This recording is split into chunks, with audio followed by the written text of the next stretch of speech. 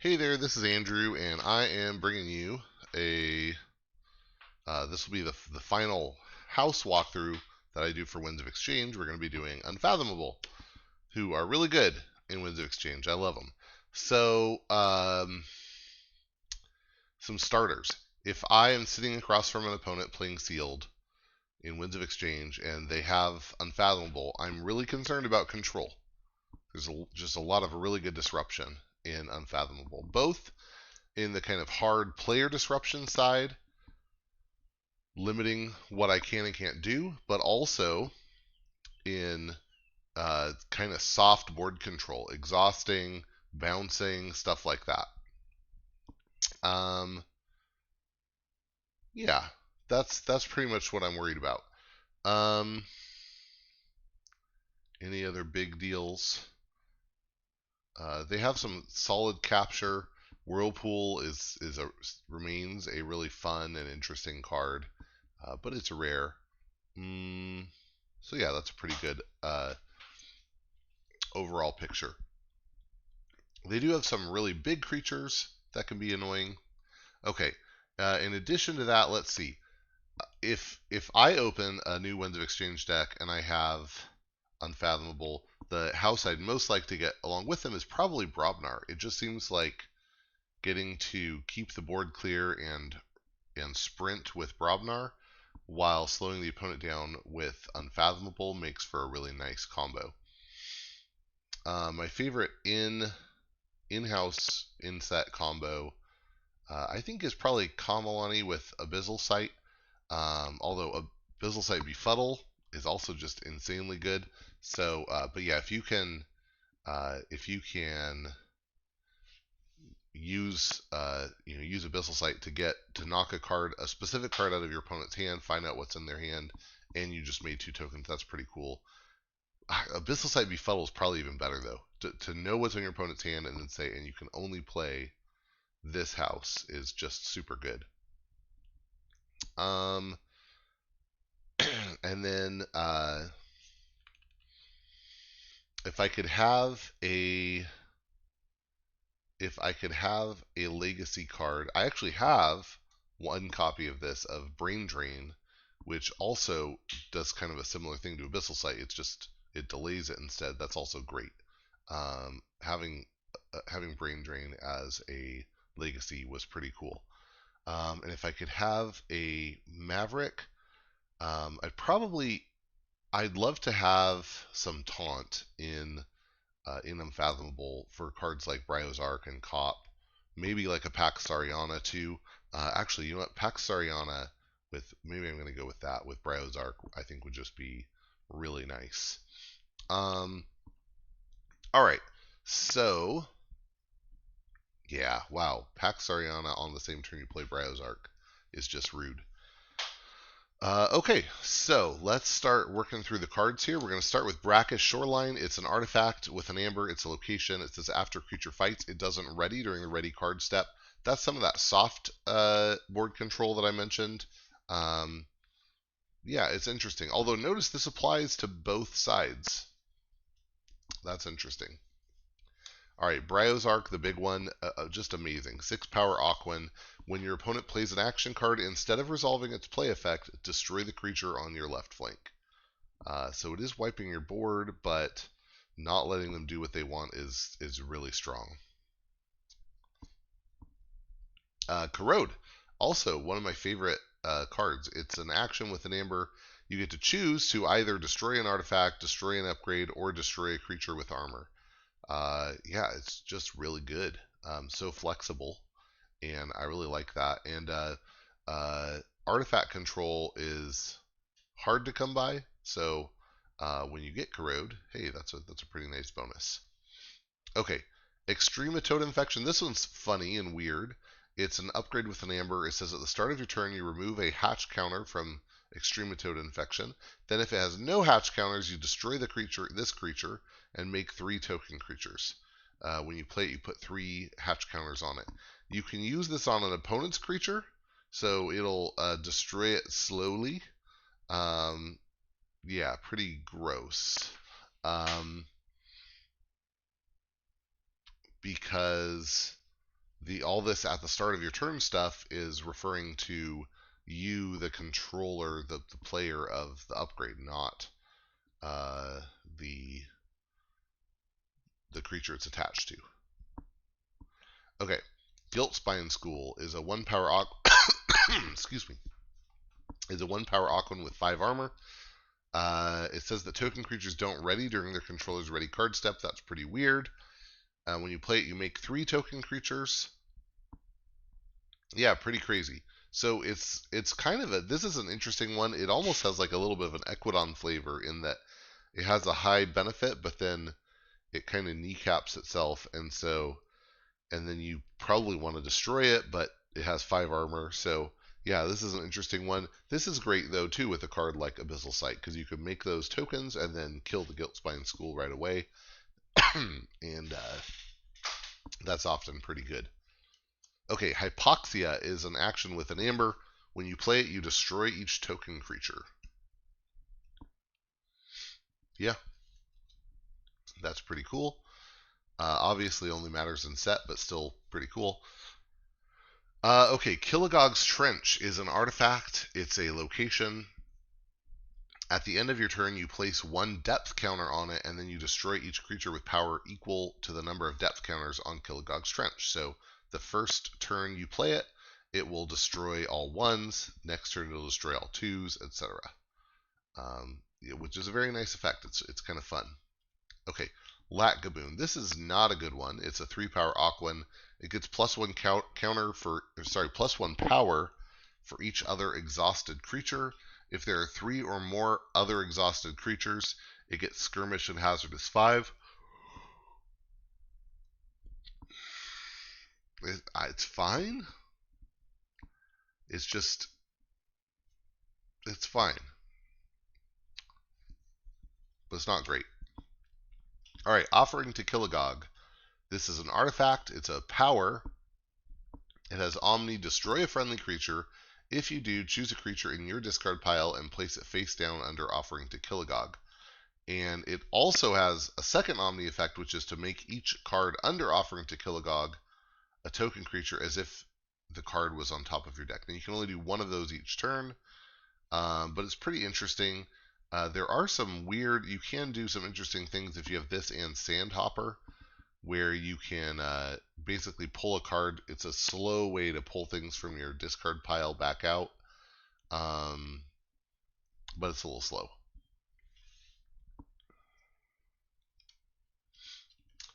Plunder is an action with an amber. When you play it, you reveal a random unrevealed card from your opponent's hand. Then you may either repeat this effect or your opponent discards the last revealed card. So basically, let's say your opponent has 6 cards. We'll call them 1, 2, 3, 4, 5, 6. You reveal 1. You can choose to discard it or not. If you don't discard it, you keep going.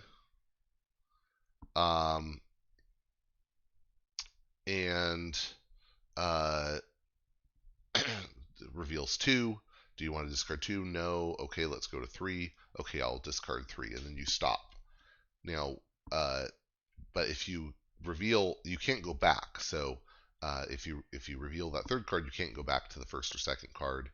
And if you keep going, obviously, in the end, you should discard the 6th card in this case, because you don't have the option to discard anything else.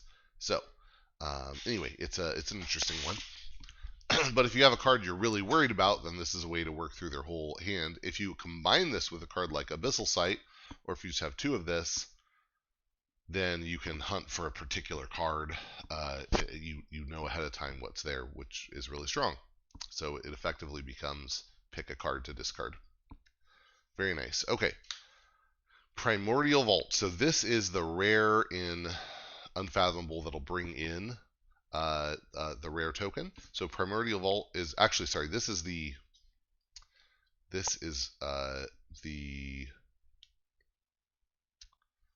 special rarity that gets brought in. So if you get Tangaika as the rare, if you get Tangaika, then it brings in Primordial Vault.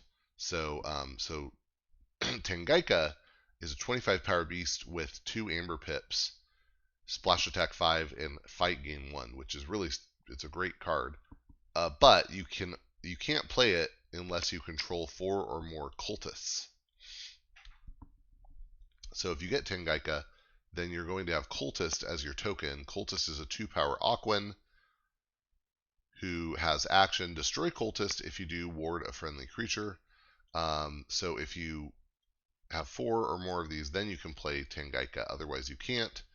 And Tengaika will also bring in Primordial Vault, which is an artifact and location that says at the start of your turn, make a Cultist. And it has action destroy 4 friendly cultists. If you do, search your deck and discard pile for Tengaika, reveal it, and add it to your hand and shuffle your deck. So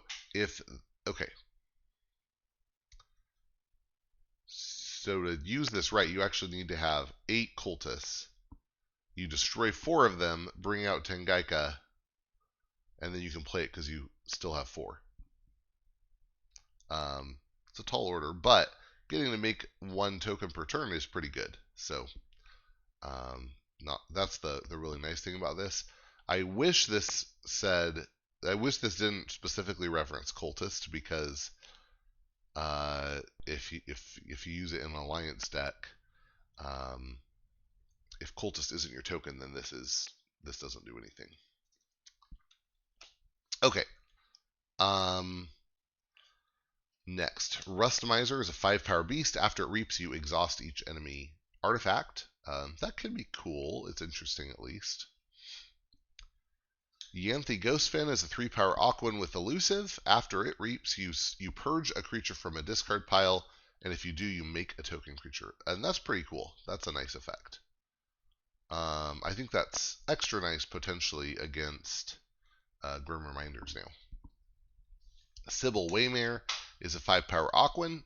It says at the start of your opponent's turn, that player discards the top card of their deck and exhausts each creature of that card's house, which can be a nice way to slow them down. That's cool.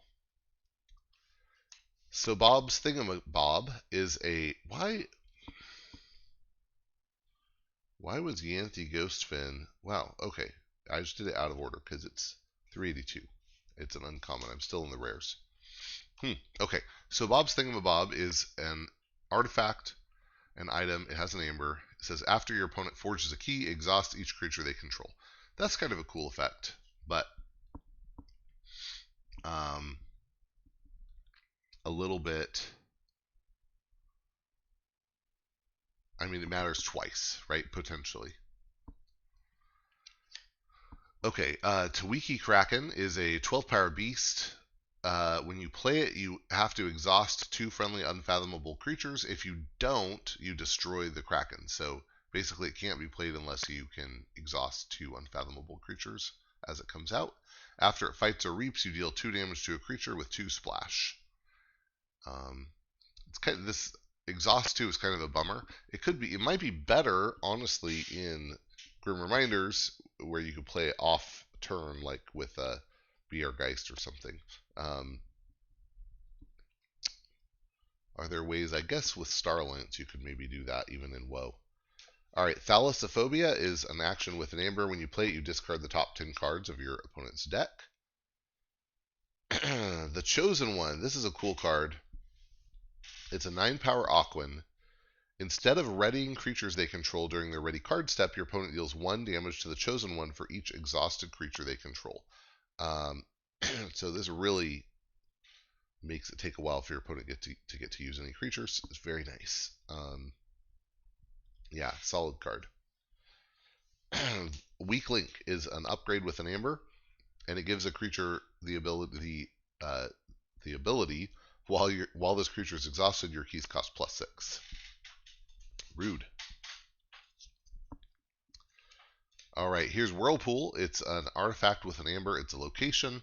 And it says at the start of each player's turn, that player gives control of the creature on their right flank to their opponent and moves it to that player's left flank.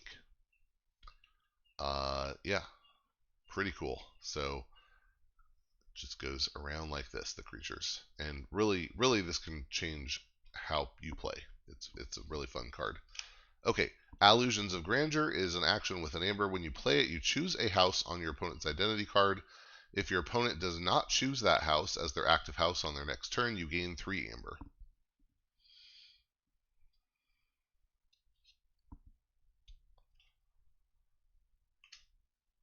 Azure Basin Outpost is an artifact and location with an amber. When you action it, you put a friendly creature on the bottom of its owner's deck. If you do, exhaust 3 enemy creatures. Actually, I should just go back really quick to Illusions. It's back from Dark Tidings, but it works kind of like Control the Weak, but they don't have to obey. It's just if they disobey, then you gain 3 amber. Okay, Azure Basin Outpost. I think this is one of the better outposts. Most of the outposts are good, but I think this is pretty solid. Exhausting 3 enemy creatures. Yeah. Okay. Catch and Release. This is an interesting, sometimes very frustrating card. When you play it, you return each creature to its owner's hand, and then each player discards random cards from their hand until they have 6 or fewer cards in hand. And then you gain 2 chains for having played it. If you're playing against a deck with a big board, this is just ridiculous and annoying. So yeah, it's great. Dragnet, also great. Bounce back to their hand. So we are into, if this is in good order, it is. Then we're into the uncommons now. Dragnet is an action with an amber. When you play it, you return a creature and each neighbor that shares a house with it to their owner's hands. Then we have Fuguru, who's a 1-power Aquan with poison. It says that your opponent refills their hand to 1 less card during their draw card step. Nice control card there. Cop, more control, 2-power Aquan. Your opponent can't play more than 1 card of each type each turn. Types are action, artifact, creature, upgrade. Kelping Hands is an artifact with an amber. It's a power. It has Omni, destroy it, and for the remainder of the turn, each friendly creature gains poison. Fizzaloha is a 4-power Aquan with 1 armor. It enhances with 2 damage icons, and it says that damaged creatures do not ready during the ready cards step. I've never ended up really liking Fizzaloha. It's a cool card. I'm glad it exists, but it doesn't usually work for me. Sleep with the Fishes is an action with an amber. When you play it, you destroy each exhausted creature. In my estimation, this card was better in Dark Tidings because you had what was the card? A card where if the tide is high, you exhaust each creature, and so this created a board wipe where 2-card board wipe with 2 amber pips and no drawbacks. Is pretty cool. I just think it's less good in Winds of Exchange. All right, so left is a 3-power Aquan. When it's destroyed, you destroy the creature on your opponent's left flank. And and it comes with Flounderite, who does the same thing but to the right flank. All right, Stir Crazy is an action with an amber. When you play it, each ready creature captures 1 from its opponent. That's some nice amber control for sure. Thundertoe is an action with an amber. When you play it, you exhaust 2 creatures, and then you deal 2 damage to each exhausted creature. This is a nice one. I like it.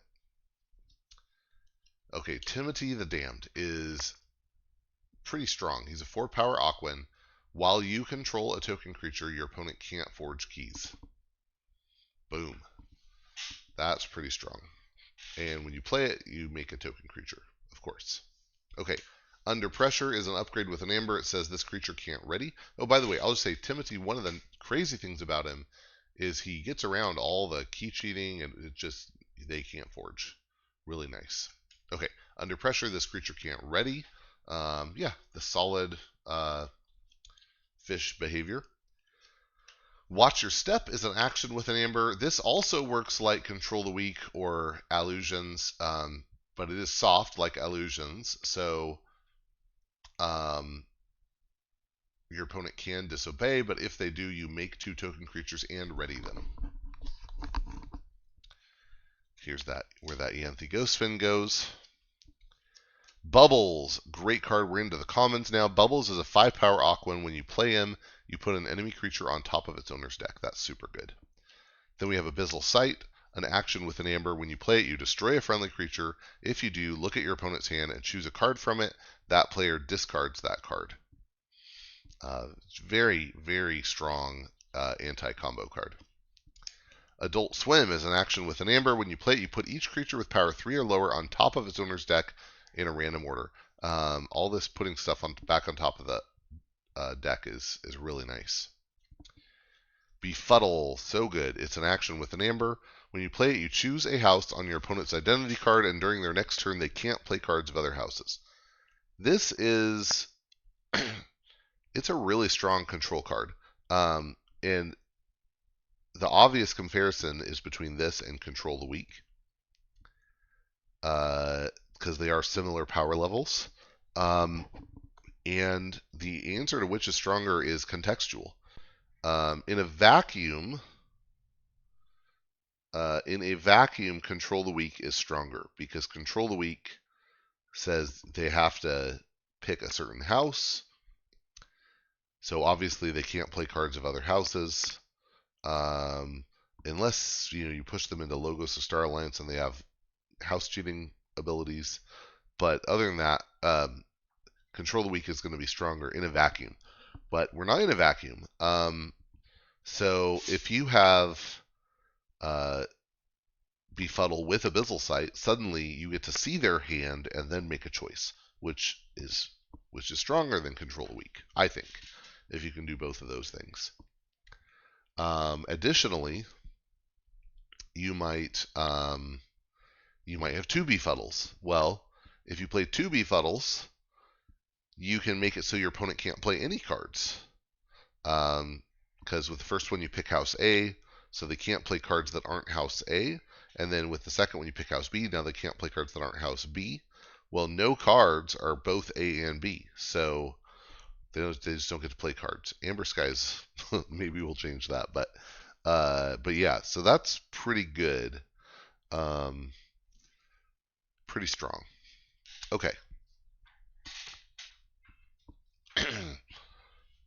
Covetous Hema is a 3-power Aquan. While it's not on a flank, it gains Elusive. And it has Play Capture 3. Crushing Deep is an action with an amber. It says during your opponent's next turn, keys cost +3 for each forged key they have. Nice late game key stop sometimes. Fathom Reaver is a 4-power Aquan that it works like Timothy, but in that it makes a token creature, and it has a while you control a token creature ability, but the ability here is that your opponent refills their hand to one less card during the draw card step. Frigorific Rod is an artifact, an item with an amber. When you action it, you exhaust a creature or artifact. Guiltspine Netcaster is a 2-power Aquan with after Reap, exhaust a creature, and it enhances with 2 capture icons. Okay, Initiation is an action. When you play it, you make a token creature, and if you have fewer than 4 cards in your hand, you archive it. Yeah, that's fine. Kamalani is a 4-power Aquan. When it's destroyed, you make 2 tokens. That's pretty good. Kelpminder is the common enhancer in Fishies. It's a 5-power Aquan with enhance, capture, draw. It's fine. It's pretty good actually to get those draws, and then a 5-power body is not bad. All right, Maelstrom is back from Dark Tidings. It's an action. When you play it, you put each creature on top of its owner's deck in a random order, and then gain 2 chains. That's pretty good. Situational, but it can really slow the opponent down. If your opponent has a bunch of creatures out and you do this, you have clogged their deck up pretty badly. Skullback Crab is a 1-power beast with poison, and it has action Steal 1. Sunk Cost is an action. When you play it, you choose a house, and your opponent discards a random card from their hand. If that card belongs to the chosen house, you make a token creature. It's fine. It's the discard part is the best part. All right, Toxicuda Venom is an upgrade with an amber. It gives a creature poison. And then here are the 3 regular tokens. Raider is a 1-power, and I don't think these are very good, but Raider's definitely sad. It's a 1-power Aquan that gets poison on your turn. I feel like should just had poison. Oh well. Priest is a 2-power Aquan that has action exhaust an enemy creature. That's okay, but not great. Fish, this is the best one of the bunch. It's a 2-power beast When it's destroyed, you deal 2 damage to the most powerful enemy creature. That can be pretty good. I don't think it's the best of the tokens, but it's okay. All right, so that was Aquin and Winds of Exchange. I think it's pretty good. It's really good overall. The control options are really cool, and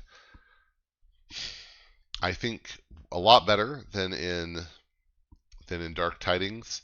And it really showcases how you could have a control house that isn't Dis, doesn't play like Dis, but is still very good. And that's Unfathomable. There you go. All right. Thanks for watching. I hope you enjoyed. I'm really looking forward. I'll put up after this video going over the anomalies from Winds of Exchange. But then after that, the next ones in this series will be going over Grim Reminders. I'm looking forward to that. Cool. Thanks for watching. I hope you enjoyed, and get out there and forge some keys.